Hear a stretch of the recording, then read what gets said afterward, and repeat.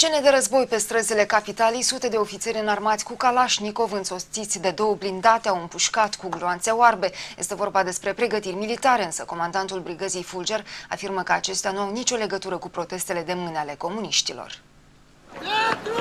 Fulger!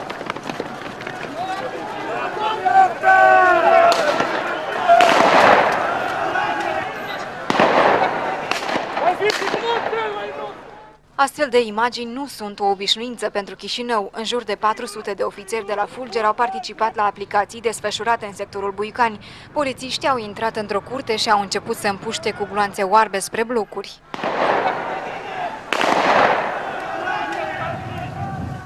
Într-o altă parte, ofițerii au înconjurat un magazin. Unii trecători s-au speriat, în timp ce alții au urmărit cu interes exercițiile. V-ați speriat? Nu. Ce credeți că alea? Votarea asta, poate. M-a speriat. La ce v-ați gândit? Să bată, să nu bată, iară, să nu ardă clădirile. Mi-a fost foarte plăcut să vedem așa ceva. Degrabă am și eu un băiat și cred că ce fac acești flăcăi mari va deveni și băiatul meu.